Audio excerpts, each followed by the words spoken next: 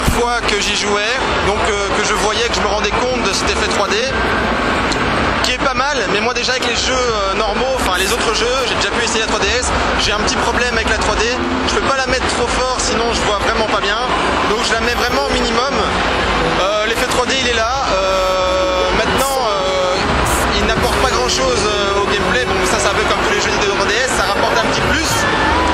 Ce que j'ai trouvé vraiment compliqué c'est le gameplay, parce qu'en fait le gameplay il se joue à la manière d'un Peace Walker, donc c'est-à-dire qu'on contrôle la caméra avec les boutons à droite et pas avec un joystick.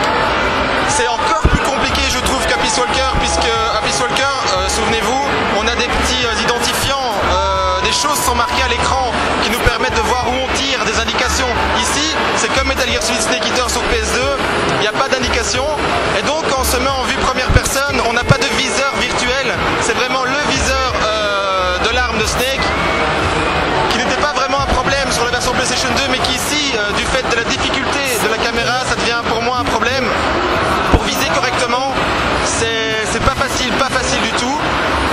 Autre petite remarque que j'aurais peut-être à faire, c'est la qualité visuelle. Bon, on est sur une 3DS, on est sur un écran, il y a toujours cet effet, je trouve, un peu plus flou quand on actionne la 3D.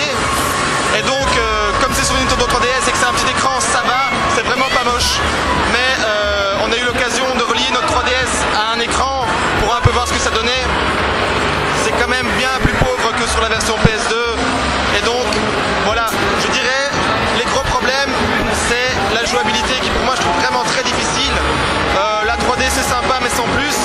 On n'a pas pu essayer lors de cette démonstration ce fameux camouflage avec l'appareil photo, c'était indisponible. On pouvait juste se nourrir via le menu Start. Donc voilà, on ne pouvait pas vraiment s'essayer à toutes les nouveautés comme il nous avait présenté. La gyroscopie c'est pareil, j'ai pas vraiment pu essayer. À part ça, dans l'ensemble, Metal Gear Solid 3 Snake Eater 3D est vraiment similaire à son homologue sur PS2. Hein. C'est à peu près la même chose. Un peu moins raffiné, un petit peu moins fin, mais sinon, dans l'ensemble, j'espère que le titre sera un petit peu peaufiné pour sa sortie. Aux dernières nouvelles, il serait reporté en 2012. On n'a pas encore de date ni de confirmation de Konami. Donc voilà, pour l'instant, je pense qu'il y a encore un petit effort à faire du côté Kojima Productions pour Metal Gear Solid 3 Snake Eater 3DS.